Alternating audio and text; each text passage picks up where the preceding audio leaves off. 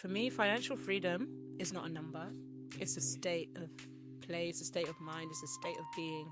Many people feel like, oh, if I have $1 million, then I'll be fine. It's not really about that. It's Hello about... and welcome to Not Another Money Podcast. Why is it called Not Another Money Podcast, you may be wondering? It's because this is not your typical money show. Get ready for real money conversations and lessons, expert insights from some of our very special guests, and hear some really inspiring stories from everyday people. On this podcast, you're going to learn how to earn more, how to spend less, how to grow the difference, and most importantly, live your best financial life. Hi, Benedicta. Hey. Welcome to Not Another Money Podcast. Thank you so much for coming on the show. How are you today? I'm good, thank you. Thank you for having me. Yeah, good. No, I'm really excited to have you on. I guess before we dive into the main part of the conversation, It would be good to introduce yourself to the guys. Tell us a little bit about who you are and what it is that you do.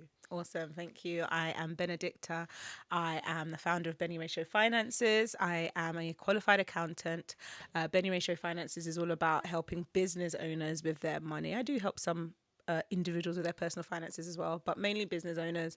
Your tax returns, HMRC, company's house, all of that kind of stuff is what I do. I call myself a finance professional because even in my 9-to-5 life, I've only ever worked in finance. And so, yeah, I love finance. I love numbers. Yeah. And I try to use my skills to help people who struggle in that area, basically. So, yeah. So have you always been a numbers person from young? Always. I was saying on another podcast I was on, I remember winning maths competitions as a child. Okay. I get the was context. that You was child. that child. Yeah. So I always liked numbers. I was always good at it, but I hated English. So it also pushed me. I did pass my GCSEs, by the way, like English. I did get good grades, but I just didn't like it. But with numbers, like I was saying, I want to just go and sit down and do some simultaneous equations. What? Oh my God, you sound like my I'm son. a proper geek. Oh I don't know. There's a satisfaction that you get. And do you know what it was? I used to like the fact that with maths, the answer is the answer. It's either one or it's not. Whereas with English, it's all subject to interpretation. It's quite airy-fairy, isn't it? Yeah, fluffy. No. Yes or no. I just want to know. Yeah. So yeah, that's me. Oh my gosh, no, I love that. Yeah, I was the opposite. Maths was not my subject. Yeah. To be fair, English wasn't either. I don't know what was my Drama? subject. Maybe I didn't even do drama, I wasn't allowed, Really? no? You think I could tell my parents I want to do drama? No. You're going to do science. I had to do double science. Oh, I didn't like science either. Oh, really? Again, I passed all the subjects, but in terms of enjoying, no. Yeah, no. Oh my gosh, yeah, no.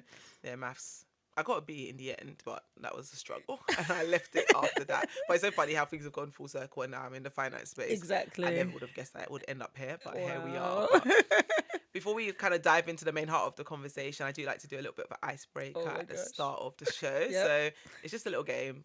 It's Would You Rather, but it's the money edition. So I'm just going to give you a few scenarios and you're going to tell me whether you would rather A or B. Okay. Yeah. Okay. So would you rather work with high net worth individuals and deal with complex financial problems, or help everyday people manage their finances better? I guess everyday people. Oh, Because really? it'll have more of an impact, yeah, because if that everyday person becomes a high net worth individual, you've done something. Whereas the True. high net worth individual they can get anyone to help them. That's And true. not everybody wants to help the people that are down at the bottom. So yeah. Okay, no, that's good. I actually tailored that one specifically for you. So it's like, yeah, we've got an accountant coming on. Let's see what she says. Okay, cool. Next one.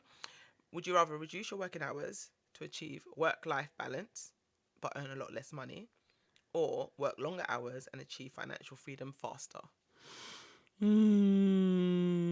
I can't give a one or the other because I think it's both of them, because in the early stages I think that, and this is what I practice, like work as hard as you can to get as much money quickly, because then you can invest that money to do other things. And once you've been able to invest that money that you earn quickly, you can then reduce your hours and have the extra time. And I also believe that you should maximize your younger years, like whilst you're young and you can do it, you can get away with it, you have less responsibilities and all of that, and maybe no kids and stuff like that. Work. Yeah. Because when No, the that's good. kids come and the other responsibilities, or you also just get tired. Yes. you don't want to be working that long, so yeah. No, I totally agree. And that's what I say to my niece and nephew now. I'm Yeah. like, you guys don't know how privileged you are right now To have to have youth freedom. on your side and the time. Yeah, You're yeah, young and you have time. Like, obviously, we're still young in the grander scheme of things too, yeah. but they're like 18 and 20. I'm just like, no, don't waste these Work like your years. life depends on Yeah. it, literally. Work while you Yeah. don't have other responsibilities. You're living at home and life is Yeah, easy. no rent or mortgage to pay, so all the money is yours. You can do Yeah. good. Yeah, Your 100. biggest responsibility is your phone bill. And you're like, oh, I've got so much bills to pay. No, listen, Phone bill. life is still coming. Trust me. Yeah, yeah. Okay, cool. Next one. Would you rather be able to buy secondhand items but save a lot of money? So you can only ever buy Secondhand. items for the rest of your life. Oh my gosh. Yeah. No more brand new. Or always have to buy brand new clothes and brand new outfits or whatever, but at full price. So you can never get a discount again in your life. If that was all that was ever available, so not just for a short time. Oh, this is hard. I know, it's like the lesser of two evils. It's like, I don't want any of them. Oh, am I? Oh, I can't actually say. From a financial point of view, I might go for secondhand because you can get designer secondhand stuff. True. This doesn't have to be But tattered. never new tattered. again. That feeling of tearing the rubber. Exactly. There's no feeling quite like it. I can't buy. No, I don't know. This is hard. This is not Yeah. a good one. This is not a good question. I can't say. It's So you have to pick one. hard. A or B. A or B. Oh, okay. Brand new.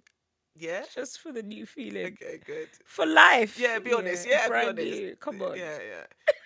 Yeah. That can't be it for the rest of I just life. earn enough money to be able to afford Exactly. everything full price. There we yeah. go. Yeah. But that will hurt. I can't even lie. Imagine Yeah. that. No discounts. That's the best part of shopping is getting the bargains. You know? I love to get a discount. So yeah, no, that was a tricky one, but I thought I'd throw it in there. Okay, so a couple more. Would you rather receive a mystery amount of money from a stranger every single month, or get a fixed amount of £2,000 every month for the rest of your life? Fixed amount. Oh really? I really just like to be able to plan. I'm one of those people, like, my mortgages are on like 5-year fixed term. They're like, oh, but the rates might go. No, let me know and plan with what I know is here right now. Like, yeah. With the 2,000, I know I can say, okay, this is what I'm going to do. This is what I'm going to do. This is what I'm going to do. With the varying amounts of money, like mentally, emotionally, I'll be stressed. It's true. Because like, how much is coming? How much is not coming? Can I afford it? Will I be able to afford? No, too much stress. Now you made me second think my answer actually. Oh, did you say I would have gone mystery for A. amount? Yeah, What about if yeah, it's £1 or £2, £100? No. Oh, yeah, I wasn't thinking of £2,000 £2,000. I could work with. It's decent. We could do something. That would be very mean though. Imagine the mystery amount's like 10p. Like no. And it might be like 1,000 today, Yeah. 5,000 Nah, yeah, tomorrow, no. 100. No, it's true. Let's go with reliability and knowing exactly what we're doing. Okay, fine. I'll go with B as well then. And then the last one is: would you rather have unlimited free flights to anywhere in the world? Ooh. Yeah, but you can only ever be able to stay in like budget accommodation. You went on a roller coaster there, boy. You're like, oh, you're like, no. Okay, or have all your hotel stays fully covered in luxury resorts, but you would have to pay for your flights. Yeah, second one. Yeah. Ew, sleeping in a budget hotel constantly for the rest of my life, God forbid. I'd rather fly. Ew, because I'm the kind of person that when I go to hotels, ask my husband. I'm You don't take your literally cleaning not. products? I don't take cleaning Okay, products. okay. I'm not that bad, but I'm not touching this. If it's dusty, first of all, these pillows that they put off on the floor. Yeah, Really? because I also like get allergic to like dust and okay, stuff. okay. So all these extras, I'm Yeah. checking if it's clean, if it's not clean. Like, Oh my yeah. gosh. So I couldn't stay in budget for the rest of my No. life. Like, and also because with the holiday, right, the flight is a few hours. The Yes. holiday can be like a week, 2 True. weeks. I want to be in 5-star. Yeah, Amen. it's true. Yeah. Yeah, I'll go with that as well. What? Yeah, I don't want to rough it out for the rest of my life. Shit. My brother, he did a trip, like what do they call it? Like backpacker? Yes, like yes, something. yes. I've always wanted to do Yeah, that. he's done that twice. Oh, So like they wow. stay in hostels and Yeah, stuff. yeah, yeah. They slum it out. He had a good time, don't get me Yeah. wrong. Like the pictures were really giving, but Yeah. You couldn't do it. no. No? Backpacker lifestyle. No. I would have loved to have need tried it in my youth. 5-star. I need Really? all the perks. I need Yeah, hotel no, to be fair, like I've stayed in some horrible accommodation in my time. I won't be able to sleep. Really? Yeah, you'll probably have nightmares. No, just wear long sleeve pajamas. You're good to go. You're in the bed bugs. Just chill. No, I'm joking. That actually sounds very disgusting. But yeah, no, I've stayed in some horrible places in my time. So no, I'd rather have the luxury. The flight, I can at least I can grip my teeth for a couple of Knowing where you're hours. going. Yeah, Yeah. it's true, it's true. Yeah. Okay, fine. All right, thanks for playing. Thank you. Okay, cool. And then the other thing that I like to do before we get into the main heart of the conversation is to ask my guests a question. So Okay. this is not another money podcast, and I like to ask my guests for them to share a money moment. So not another money Yeah. moment. So a significant moment from maybe childhood or adulthood, any kind of moment that's had a significant impact on you financially or your attitude towards money. So I think as I wouldn't say a child because I was like old enough, but when my mum took early retirement and she sold one of her properties, which is around the corner from here, and she made a good amount of money and was able to use that money to basically build her house back home that she like now lives in, and have enough a little bit to be able to give me and my brother and my sister some. That was a moment for me. I think that definitely defined something in me. I was like, what? Like, yes, this is a way to live or a way to move forward. Like my mom's not a millionaire, she's not rich, but she's okay. And she's been able to take early retirement, which many of her colleagues haven't been able to, and literally today she's here, tomorrow she's wherever. Don't get me wrong, we will chip in as well as her kids, but my mum's also worked very hard, and I'm happy that I think she could have had way more, but I think I'm happy to see that all the hard work, and I remember as a child like my mum going for shifts and all of that. I'm happy to see her now, even with the limited financial knowledge she may have had, have been able to do a decent thing for herself and for her family. That really, like, it just gave me something to aspire to, and like to see it in reality is like, yeah. That is incredible. Goals. Shout out to your Yeah, mom. No, my that mum is has actually goals. goals. Because like you said, she did it at a time when her peers probably weren't Yeah, thinking she like took that. retirement at 55. Wow, that's really Even young. yeah, early retirement at 55. And I remember when she sold the house and did the whole building thing, she was 50. So yeah, I was like, Okay, wow. I need to get your mum on the podcast because I need to hear how she's done that. Like, Yeah. what was it that she was doing differently at the time, or If how she I was think able to my do that when mom, her and peers this is didn't? where if I'm honest, like even the whole business, we were just talking about like being a numbers person. My mom and my dad, they are serial entrepreneurs. Like they've always been about business, and my mom has always been about that, making money, investing, buying, and all of that. So even as a child, I grew up with that, and that's why I say my mom could have had more because I know there were definitely some mistakes along the way, which I've also learned from. But my mom has always been about investing and business and stuff like that. So yeah, and she's always been about property. Her and my dad were buying properties in the UK when her siblings were like, oh, why are you buying? Why would you go and sign for a mortgage? A mortgage is like 25 years. You're going to be paying for the rest of your life. Negative mindset. But my mom and my dad were always about that. They were like, they'll have this property and that house and that house. Yeah. So I've grown up with that. And your parents weren't born here, were they? No. No. No. That's incredible. So I guess Yeah. it's probably, is it people that had around them? Because you don't know what you don't know, right? So a lot of Um, parents from... So I hear from my mum Yeah. that my grandmother was also very industrial. So yeah, she was always also about business and buying land. So in Africa, so my grandparents, they had 10 children, well, 14 children, 10 like with the same mum, same dad. My granddad bought land for all of his children obviously in the village. It's not like it's in the big city, but That's with incredible. all the children he still managed to buy a little something and be like, this is for this child, this is for this child, this is for that child. So I'm sure my mom, you know, she would have learned from that. That's amazing that he left inheritance for all his kids. Yeah. No, that's... Wow. And my grandma, who didn't go to school, couldn't read, couldn't write, but obviously she would trade and stuff. She had a will. My mom was so shocked when she passed away. They were like, "What? This woman? Who taught her about wills?" So I remember like when we went for her funeral, the day after like all the celebrations and everything, you don't read a funeral before you don't read a will before the funeral and all of that because it could cause issues, right? True, So after everything had been done and everyone was about to now start going back, the day before I remember again seeing my mum and her siblings, they went away, like they got this bus because there's loads of them. They got a bus and they went to the place where my mum had done the will to go and hear the will reading. Yeah. Your grandma. Yeah, who could not read or write.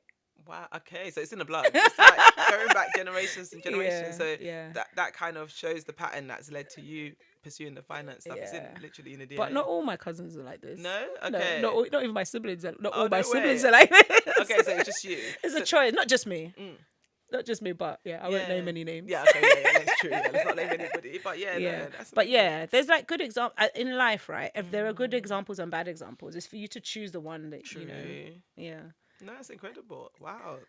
I'm blown away by that because you're Nigerian, right? yeah, Yeah, exactly. So I'm not used to hearing these kind of stories about Nigerian parents. Bless them, they try. They've done the best that they can with what they know, right? yeah, But just hearing these kind of stories is so yeah, inspiring because yeah. it's like, yeah, man, it's good. It's good stuff. Okay, cool. So then I guess to begin with, then let's dive into the main heart of the conversation. Yeah, I wanted to start from your career, the beginning of your career, in fact, because I know you were saying you're a numbers person, and that's kind of how you ended up in finance. But I guess what led you down that path? Because yeah, I know you said you like numbers and stuff, but there's so many things that you could have pursued. But Yeah. it's just like, yeah, what made you think I want to be an accountant? Yeah, so I'll be honest, confessions, I never wanted to be an accountant. Oh, In okay. fact, when I heard about it, I'm like, who wants to be an accountant? Ew, that's disgusting. That's like just sitting there looking at spreadsheets, Yeah. looking at numbers all day, every day, boring. But then when I went to uni, I did a degree called business economics. I actually wanted to do straight economics and I didn't get my grades. So I had to go through clearing, which is a very humbling moment of my life. Anyway, I went through clearing and I ended up at a uni doing business economics, which is fine to be fair, because I like business as well. And I like economics. So bringing them together was good. But because I was doing business, there are like, obviously they give you like compulsory modules at uni, which I'm sure we're all aware of. Some you choose, some is like you have to do it. One of them that we had to do was financial accounting. I I had to do did that that in too. I was just like, this Failed is it though. so, oh really? Yeah, I failed that module. I Sorry, mum. was just like, I was like, this is so horrible. Like, what's the point about, what's the point of reading information, like reporting on information that's already happened? You can't do anything about it. It's just like a report. And then what? Like, but then in second year, again, another compulsory module was management Oh my gosh, what uni accounting. did you go to? Westminster. Okay, yeah. Might have done the same course, yeah, because I Did did you go those to courses. Westminster No, as I went well? Aston, but we did those modules. Oh, right, yeah. Management accounting. So yeah. one of them was management accounting. I was like, oh, wow, this is a type of accounting. Yes. Like, I thought it was, the only accounting I ever knew about was the first type. And that's why I was like, ew, who wants to do that? And then when I did management accounting, all of the, like, literally the first couple of lessons, everything they were teaching was things I was already doing. So, like, when I was in secondary school, I would, like, do people's hair for money and stuff like that. And so I'd, like, save and then I'd be planning and I'm like, okay, if I do this, if I do that, especially because I'm a numbers person, be budgeting, okay, if I make £5 here and £10 here, then I add it and then I'll have this amount. So I was already doing all of this stuff and here is a module, like this is an official subject. I was like, oh wow, okay. And so yeah, cut long story short, that was like the road where I was like, okay, so there's different types of accountant. And so then that's why I then became a management accountant, as opposed to a financial accountant. Even though the stuff I do at Benny Ray Show is financial accounting as well, but because I'm your accountant from the beginning, we can talk about things up front. And so that for me, that was where the value was now being added. It wasn't just, oh, at the end of the year, give me your numbers and let me send it to you. It was, okay, why don't you do this ahead of time? You know, you can do this, you can do that to help you be in a better position at the end. So that was how we went down that road. And I guess just another question off the back of what you said then, just for the listeners that may not know the difference, what would you say the difference is between a financial accountant versus a management accountant? So a financial accountant is primarily just looking at your numbers at the end and they're doing like the report. So your profit and loss, literally your statement for the last 12 months. Oh, this is how much income you had. This is how much expenses you had. This is your profit, full stop. Or they're looking at your assets and liabilities at the end, right? And they're reporting on it. Whereas a management accountant is helping you with budgeting and planning towards. So for example, a management accountant at the beginning of the year will say, okay, how much do you think you're going to earn? Or how much income do we have? Oh, we have £1 million. How can we use this? Okay, so if we have £1 million, let's use 200k for each month, for example, or 100k for each month. What can we cover with it? Oh, we know we have staff costs. We know we have this. And so you're planning towards the money you already have or the money that's going to come in, as opposed to just waiting to the end and just seeing what happens. So yeah, that's like for me the primary difference. But of course, a management accountant can do a financial accountant's job and a financial accountant can do a management accountant's job, because to be fair, they make us learn a lot of the same modules anyway, but it's the emphasis. The emphasis of the management accountant is different from the emphasis of the financial accountant. Yeah. Okay. And so what is it that you love so much about management accounting? I guess, is it the fact that you get to have more of an input and an impact on the Exactly, finances on of the your outcome. business? I don't want Yeah, to feel that I just talked to you about how like I want to plan my exactly. money, right? So I don't want to feel helpless like, oh, this Mm, just happened. Oh, what should we do now? yeah, I want to be involved in the process, and I want to, if I can do something now to avoid a tragedy tomorrow, yeah. then I want to be able to do that. And also, if you notice, well, you may not notice, but financial accountants, they're the ones who are like, you don't want to talk to them. They're not very they struggle with communication. They're not very Yeah, I know what you mean. interactive. Yeah, yeah, Whereas a management accountant is talking to you, hey, tell me yeah. about this, there. And I think that's where I realized, oh, I don't have to be, being an accountant doesn't mean I have to be that kind of person. Because I realized that Yes. I do like to engage with people. Yeah, And that was like what I started to then use as my unique selling point for Benny Ratio Finances. yeah. Like, I will take all this jargon and turn it into simple English for you. Mm. And we can have a conversation. You're going to enjoy speaking to me compared with the accountant that's like at the top of the shop somewhere, going down a little alleyway. With Give his me your glasses paper. on his head. Yeah, Yeah. glasses. Give me your paper. And then, shooing you away kind of. Yeah. No, we're not going to be doing that. We'll be That's talking amazing. with each other and engaging in the process. No, that's amazing. And that's kind of led nicely into Benny Ratio. Then Yeah. tell us a little bit more about that and what made you start it. Yeah, so with Benny Ratio, like I said, I've always liked business. My parents are business owners. My grandparents clearly business owners. So yeah, I just thought, well, if I have all of this, beyond like so after studying accounting, what I was doing at work was okay, and obviously it was like I had a salary and all of that. But I realized that some of my friends were struggling. So one of my friends, she was two people actually, one of my friends and my now husband, friend at the time. So like, oh, it's not enough money, da da da da. Oh, at the end of, and like these people are working and Yeah, they're complaining. yeah, Oh, at the end of the month, I don't have any money. Blah blah. I need to pay for this, need to pay for yeah. that. I'm like, this thing is so easy. Give me your numbers. And so they were Wow. like, give me their numbers, and I'll just be like, okay, so how much you spent on this? How much you spent on that? Da da da da. And I'll just do it in a spreadsheet. Like, and I'm like, there you go. This is what you need to do. This is how much you have for going out. Don't spend more than that. You'll be Yeah. fine. This is how much you have for your bills. Don't spend more than that. You'll be fine. Like, so for me, it was just like rolling off my Yeah. head, and these people are like, wow. And so they really pushed me like, you need to do this more with people. Like, people need this. I'm like, people need this? Like, Yeah. for me, it was just normal. Yeah. But yeah, when they were like, no, people struggle in this area. And if it's easy for you, you should help them. So that kind of sparked off the whole business side of things. And of course, in this day and age where you were talking about like side hustles and extra income, doing it in a field that I already know how to do is just like a no-brainer. No, Yeah. absolutely. Makes Yeah. total sense. And it's been amazing. I've been following your content online for many, many years now. Yeah, So likewise. exactly. So no, it's been very helpful for people like me as well, because when it comes to things like self-assessment, I start Yeah. to freak out. But I've learned so much from your platform over the Oh, years. So no, I'm glad. appreciate what you're doing for the community, because like you said, these things are second nature Yeah. to someone like you that's been doing it for all these years. And Yeah. for someone that doesn't know, you don't know what you don't know, right? So And don't get me wrong, like with Benny Ratio, this is one thing that many people don't realize. With Benny Ratio, what I do online in terms of tax returns and all of that, you don't actually learn that in accountancy school.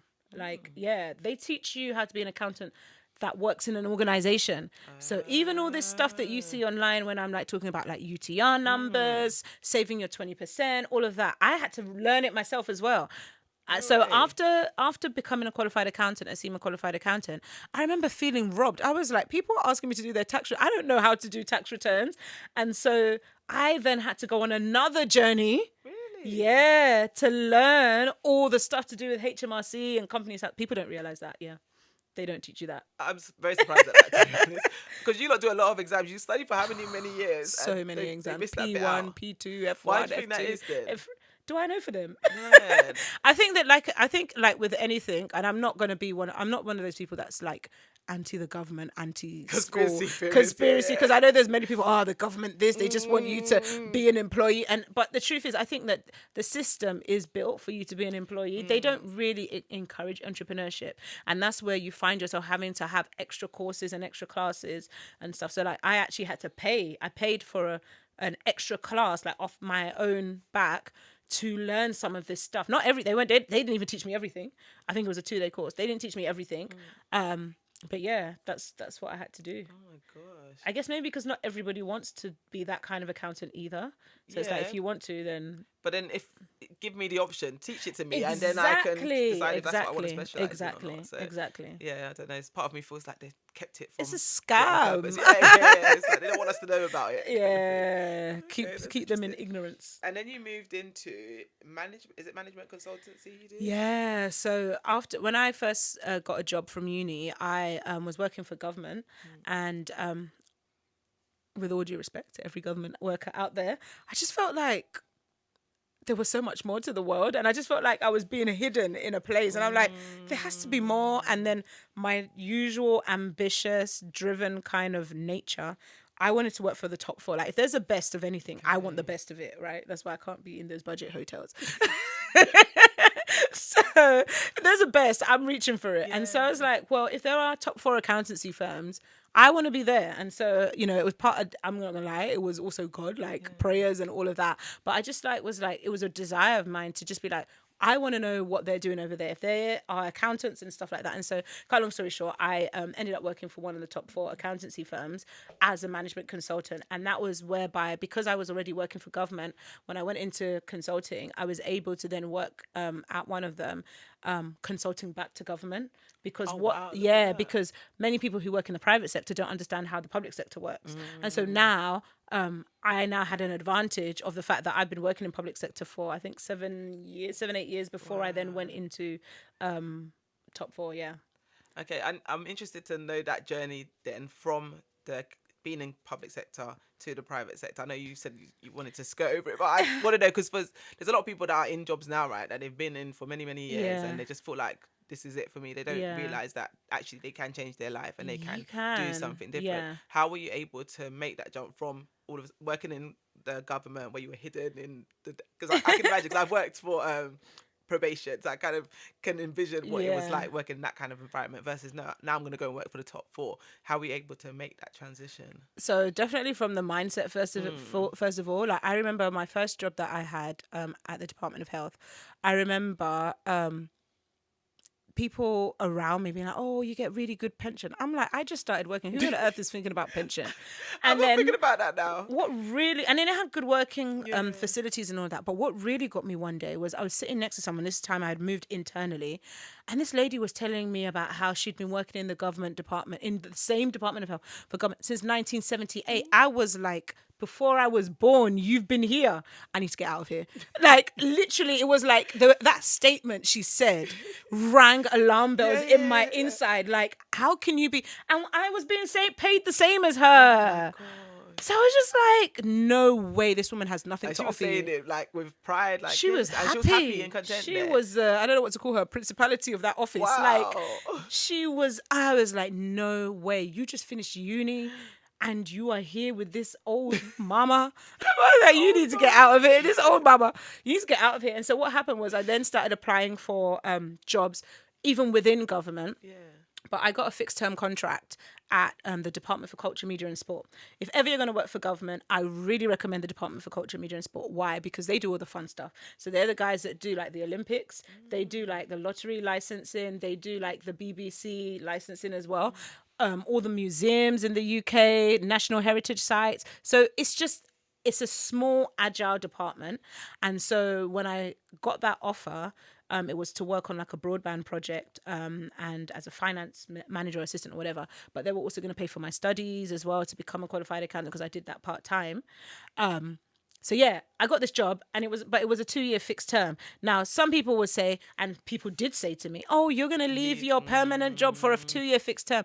I was like, there is something over there that is better than what is over here. And even if it's just a case of me learning, and I'll be honest as well, I had a mentor who's still very much like a mentor to me now in Department of Health, a much older man, and he was just like to me, "Do you know what? Yeah," and he was a Christian as well. He was like, "Do you know what? Even if you go there and you don't like it, you can still move." And this is another thing, right? We see that phrase on the internet: "You are a tree. You are not a tree. You can move." Right? Even if you make a bad decision, you can move. And so I went in that confidence. I was just like, "Do you know what? I just know I need to get out of here. I don't know what's over here, but it looks okay. We'll go with it." And so when I went there, God was gracious to me. I got promoted and stuff like that. But what then I then started to do was then I started to then tailor my CV, bring out the examples, and also work with like senior people in that government department. to help me, like, oh, this is what I want to do. Especially everyone was on a fixed term because it was a fixed project, right? This is what I want to do. What do you recommend? And speaking to other people who were more advanced. And then, of course, prayer, divine intervention. So I remember it was a year after I got married. We went on holiday and I came back. I landed in the airport. I opened my phone and I saw my LinkedIn, and it was a recruiter that said to me, "Oh, hi, Benedicta. I've seen your profile. We have a job at so and so. Would you be interested in applying?" And that was the beginning of that process for going into consulting. Yeah. Oh, wow. But it had been an active desire of mine, and I had actively been trying to reshape myself for it as well. Yeah. Yeah, wow, you dropped a lot of gems just in that explanation there. In terms of you, number one, getting a mentor or getting somebody that's ahead of where you're trying to get to, that can kind of steer you in that right direction. Yeah. And another one is moving. Like, Yeah. don't just be stagnant. Like, okay, I'm not happy in this current situation or where I am. What can I do about it? Am I going to stay here and keep complaining and end up in the same place for the next 30 years? Or am I going to take Do you know the steps to funniest thing change it? is when that email came in, I had just started a new job at somewhere else. Oh, wow. And at the same time as starting the new job, I was starting the process for this other job, right? And so even in that place, I literally worked in that place for 6 months and then moved to this place. What? Yeah. Oh, wow. But The I one was that just, was the 2-year contract. no, that no, no, people no. The 2-year contract, I worked there Oh, you for did- 3 years, I Okay, think. okay. Yeah, So no. they even So this was extended another, that. yeah. So it was another job. Yeah. I even got promoted on the 2-year fixed term contract. Wow. Yeah, and I wouldn't have gotten that promotion if I was in the other place, by the way. And God really gave me good people. Like even at that 2-year fixed term place, I had a really good, again, like I wouldn't say mentor directly, but she was like a senior manager, and she would always defend me, and she would like do a lot of things to kind of try and help me basically. So she was very much a female advocate. Oh, good. Yeah, and so she helped me even like with my promotion and stuff like that. Oh, wow. Yeah, after that fixed term place that turned from into like 3 years, I worked somewhere else for a year, somewhere else for 6 months, but I just kept on moving. Yes. I just refused to be stagnant basically. And I guess that goes back to the upbringing, the example you see from your parents. In If terms there's of, something better, go for it. go for something better. Why should I just stay here when there's here. more that I can do? Yeah. And that's actually a good segue actually into something else that I wanted to speak to you about, because not only have you been a financial management accountant, you've done the consultancy, you started your own business, Benny Ratio Finance, and you've also got a ministry that you do. Oh my God, yeah. Women of Purpose. Women on Purpose. Woman Man on Purpose, yeah. Woman on Purpose. Yeah. Tell us a little bit about that and what inspired that. So that is I remember, so before definitely... you go into it, I just remember coming across it because I know Benedicta in the finance space, so I don't even know how I came across your Woman on Purpose page. I was like, oh my gosh, she's a pastor. I was like, it was amazing, like just seeing you in that sphere and how the way you minister is just so powerful and impactful. And just tell us a little bit about that. And So how that all yeah, began. that's definitely good. That has nothing to do with me, because I was the kind of person, I am still the kind of person who, I don't like going to women's ministry programs, women's programs. I always felt like they were so fluffy and airy fairy. And like you say, the kind of person I am, I'm very much a go-getter. I'm a fighter. I'm very like raw. And sometimes I find myself having to curtail myself back so that, people don't get offended and stuff like that. But in the church that I go to, I did a, when we I don't say signed up, but like there's a thing like membership class. I'm sure people might have things like that in their churches where like when you're like a new person in the church, there's like, they have like some classes that you kind of go through, just to become like an official member, and so that you can serve, right? Because not everyone can serve, but when you go through the classes and stuff, they know that, okay, this one should have a certain level of understanding. Yes, we hope, we hope. Do you get what I mean? I'm going to be doing some funny kind of things.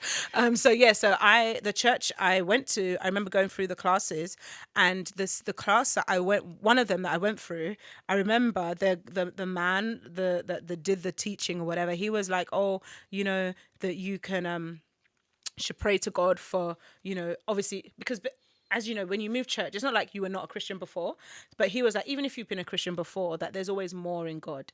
And he was like, you can go high, you can go deeper and all of that. So I remember I'd finished the class on a Sunday, and then on the Tuesday I was at home. I was working from home. I don't know what I was doing. Maybe it was holiday. I don't know.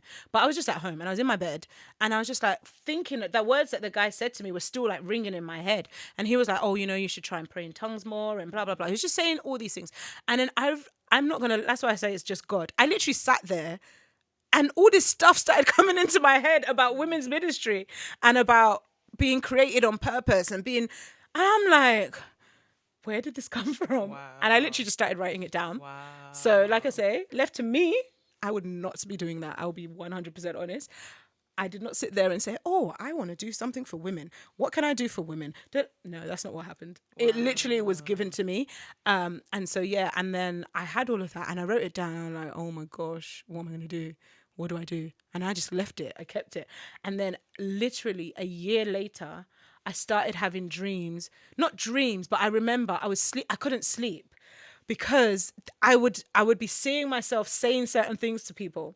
Yeah, I would be seeing myself saying things, and it's like there was a fire in my stomach, and I was like, I literally I couldn't sleep, and I felt like until I say what I need to say, what has been given me to say, I'm not going to be able to sleep. So I remember my sister was at my house. I got her to take my phone and just record a video, and I just started In that moment? not in that moment, like in that week. In So it had been happening for a couple of days, and then by the Friday we went and we did it. I was just like, I'm just going to record this. Let's just go, because otherwise I'm not going to be able to do anything else.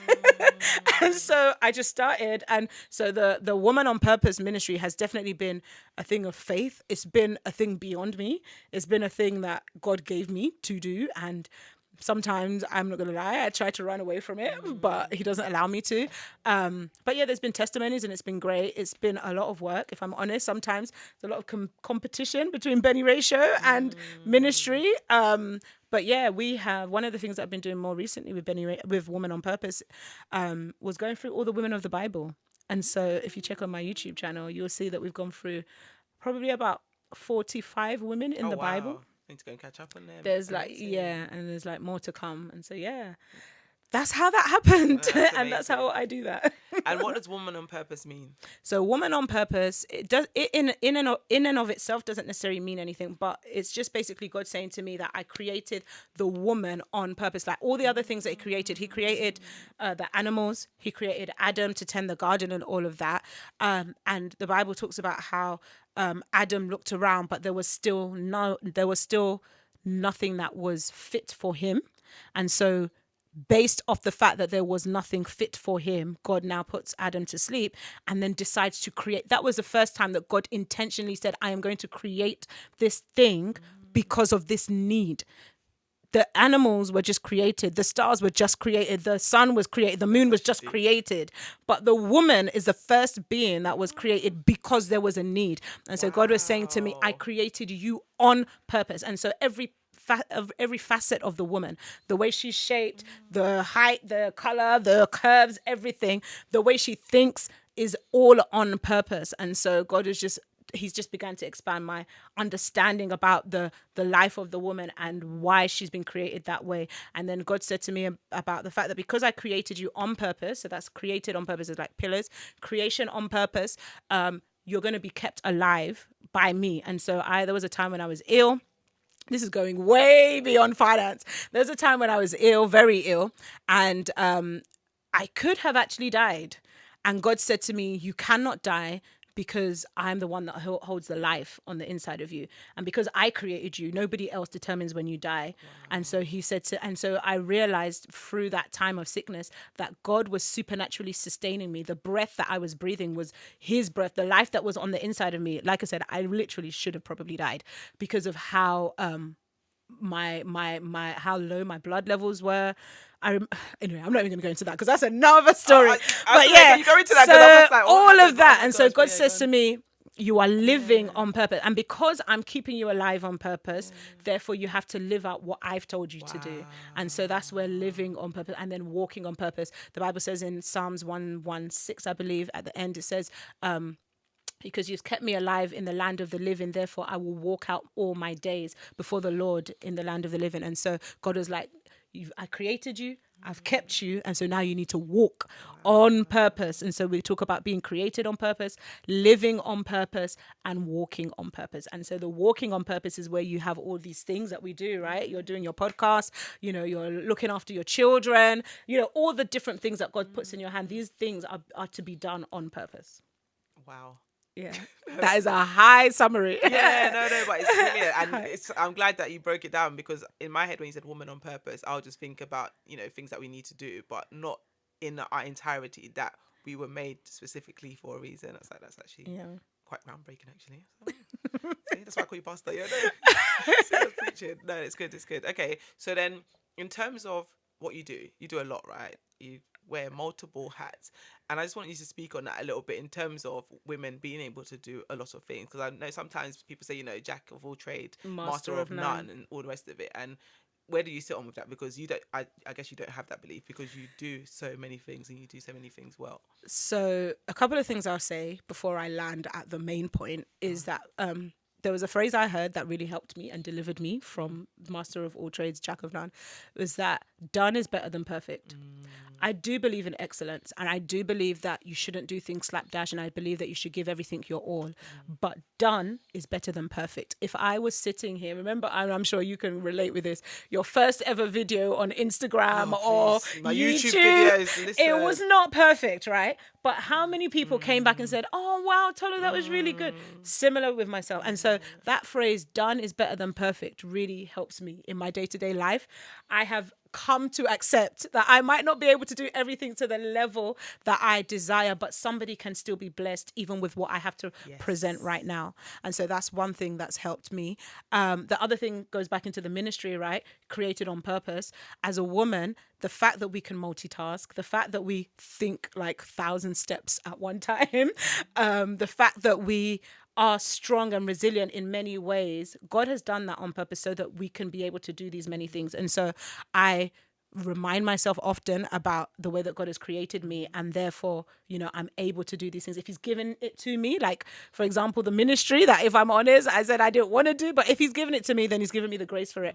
And he's given me, the ability to be able to carry it. So that's one thing that helps me as well to keep on going. But where I'll really land is the parable of the talents in Matthew chapter 25.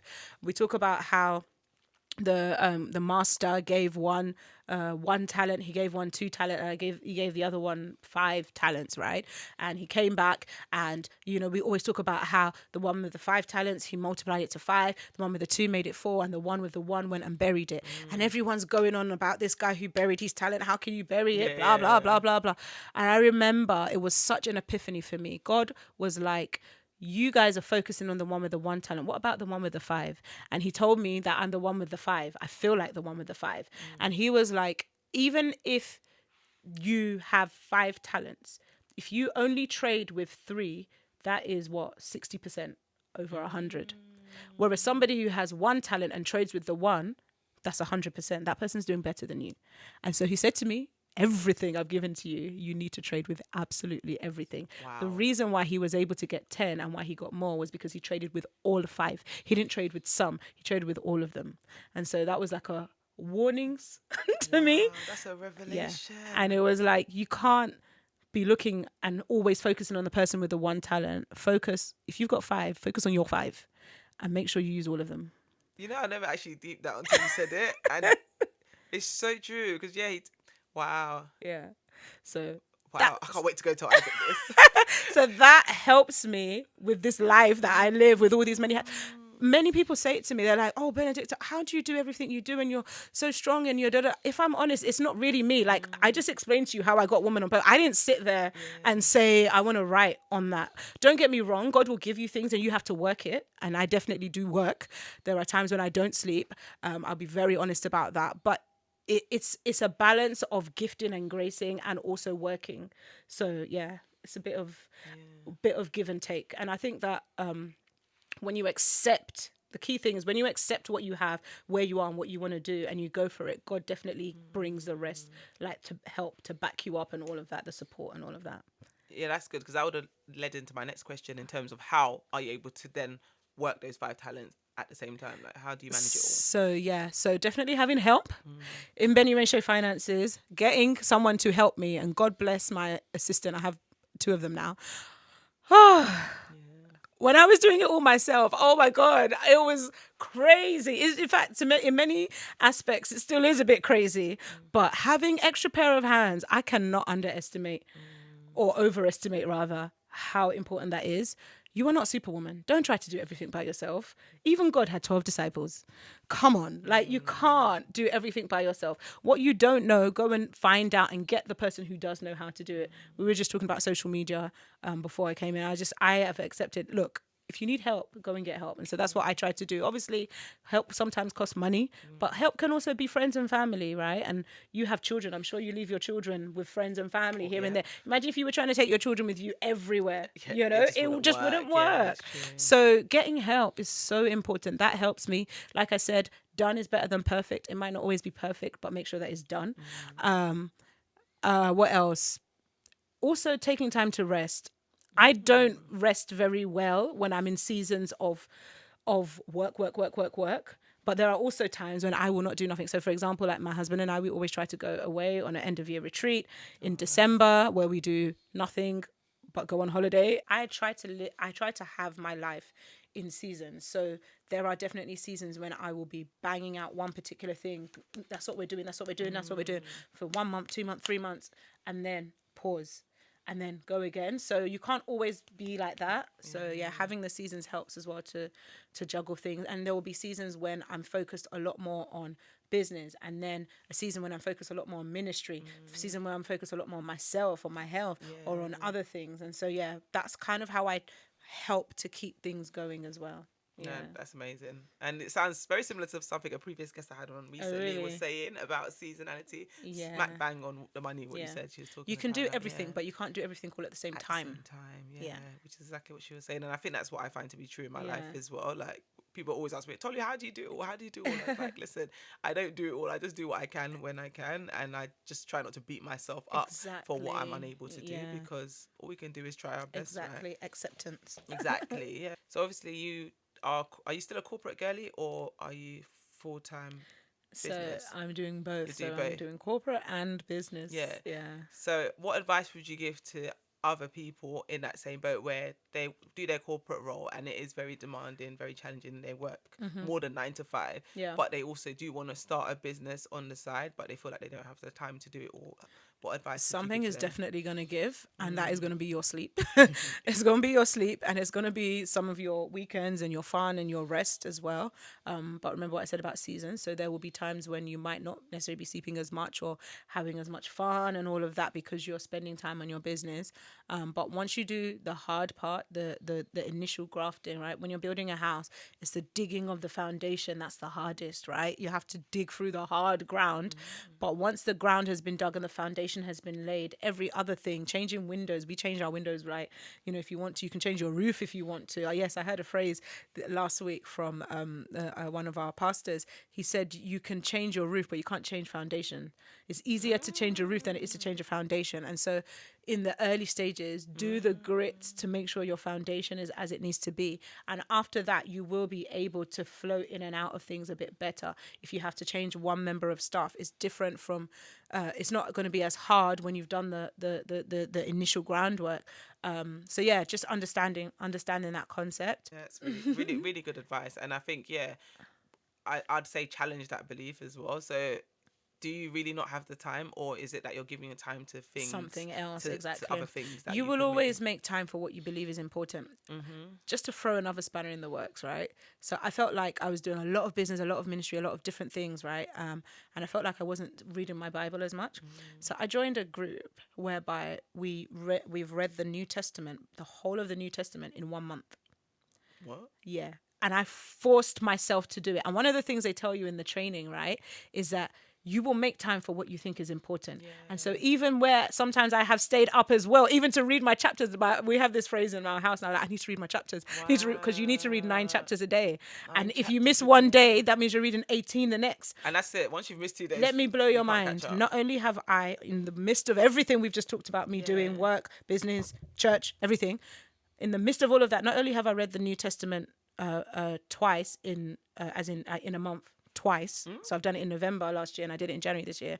I'm also just about to finish the Old Testament in 4 months. Impossible. So I You've read literally, the whole Bible. yeah, I've read the whole Bible, the whole Old Testament in 4 months, on top of everything else that I'm doing. Why am I saying this example? Not to toot my own horn, but just to show that you will make time for what is important. And that lack of time is actually just an excuse, because you are definitely giving your time to something. What are you giving your time to? Exactly. And so, yeah, so I put myself under that pressure because I was like, no, we're going to do this and we're going to stick to it and we're going to make it to the end. And I'm challenging myself to read the New Testament again before the end of the year. So I would have read the New Testament twice and the Old Testament once in this year.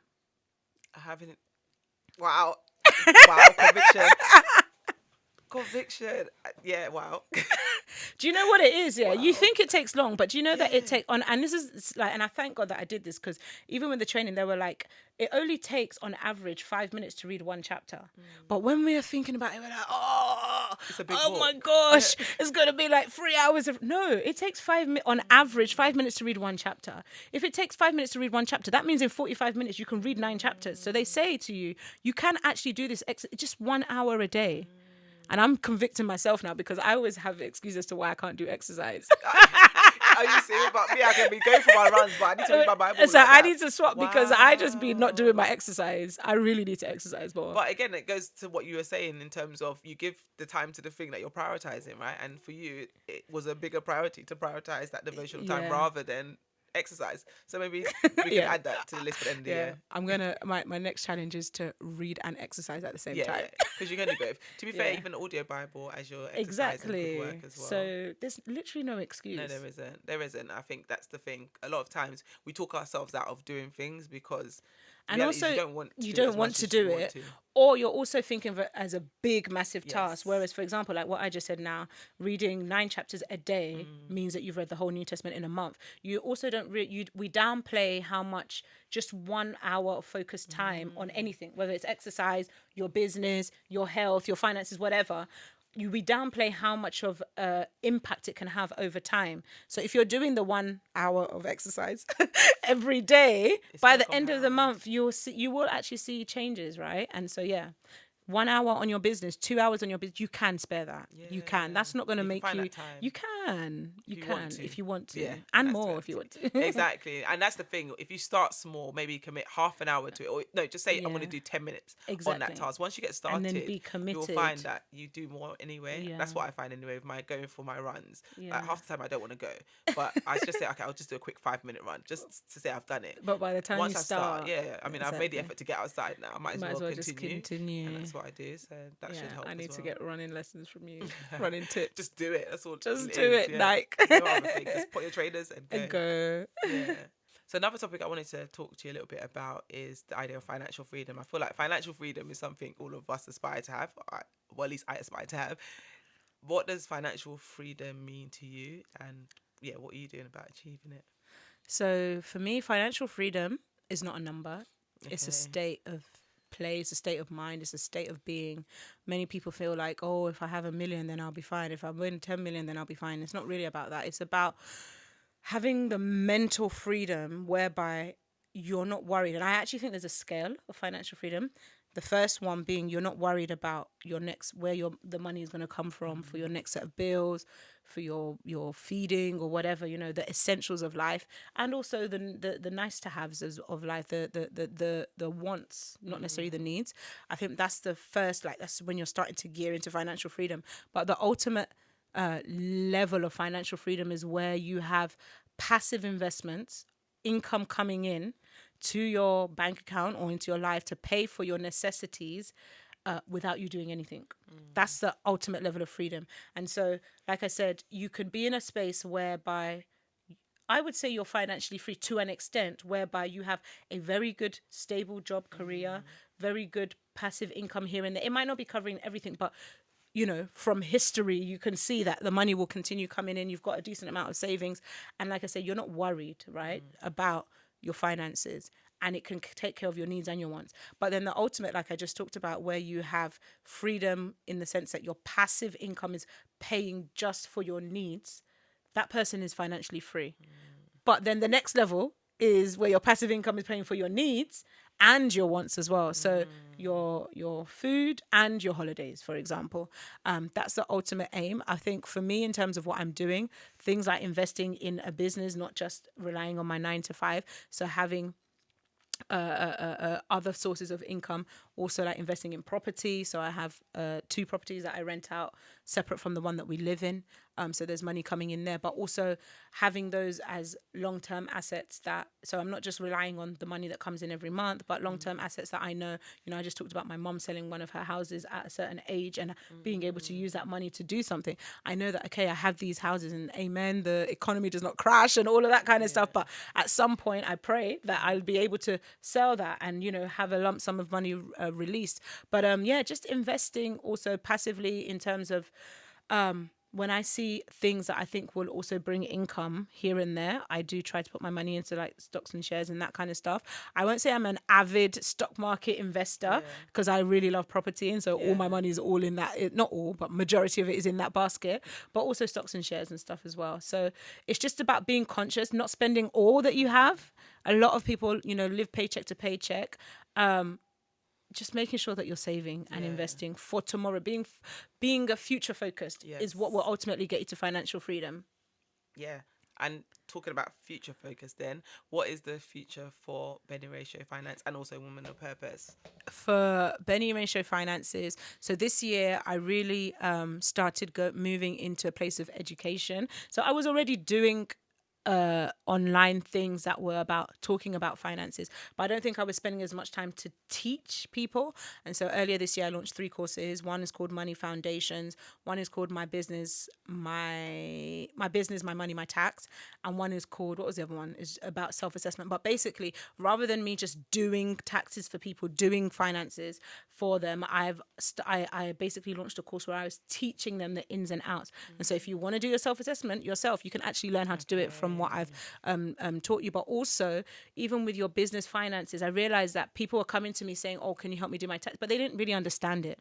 And so I've taken a lot more time now to explain to the layman how these things work so that people can understand. But the next level is I'm also launching another course this November, which is called Your Dream Accountancy, or Your Dream Accountancy Practice, or accountancy business. And it's basically for accountants because, again, over the years, different accountants have reached out to me and say, I want to do what you do. I'm an accountant, but I can't do what you do. How do I do it? And so this is me now teaching other people how to open their own practice and be able to do kind of what I do, basically.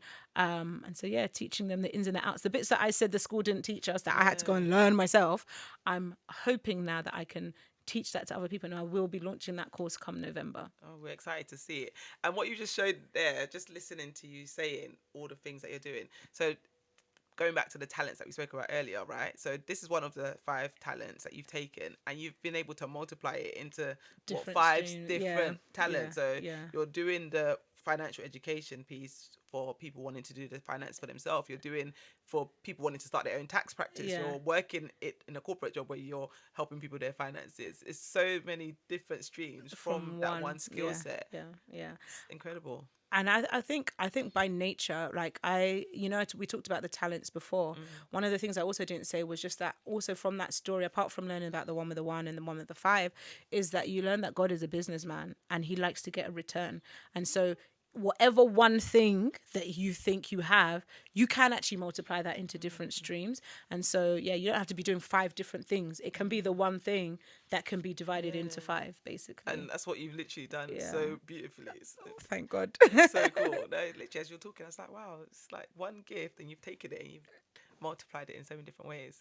I'm privileged to be able to do it. Yeah, no, it's amazing. And I guess that's for the listeners as well. What skill do you currently have in your hand that you can take and do other things with? Yeah. So you're saying you want to start a business on the side. What do you do in your 9 to 5? Exactly. Perhaps you can take that skill and charge it to people outside of your 9 to 5 in the evenings. Exactly. So it doesn't even have to be like one new groundbreaking business idea that you start. You can take the skill that you've got and do something a little bit different. I always say that, like, when it comes to business, people think that they have to think of like to be the new Apple or whatever. No, you can just take an existing idea and do it better. Yeah. Like, that's all you have to do. Just do it better. How many different water brands are there out there? How many different loaves, people that sell bread, different types of bread?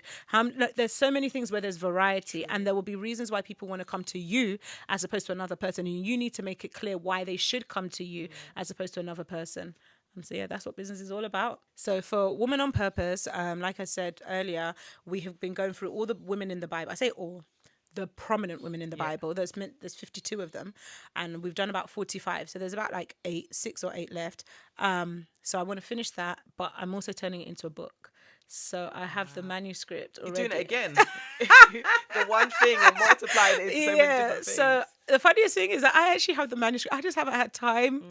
Maybe I'll do that this December on the beach somewhere. I need to go through the chapters and turn that into hopefully a book that can be available for anyone who wants to read and learn, and basically have other streams come out of Woman on Purpose.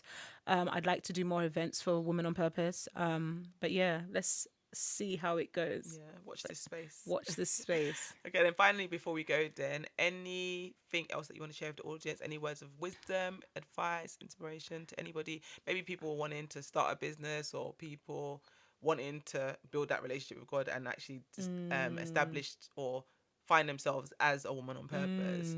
Speak to maybe those two groups of people. So I'll give two. Sure. One, for business, people who want to start business. You've heard this before, and it can never get boring. Start where you are with what you have.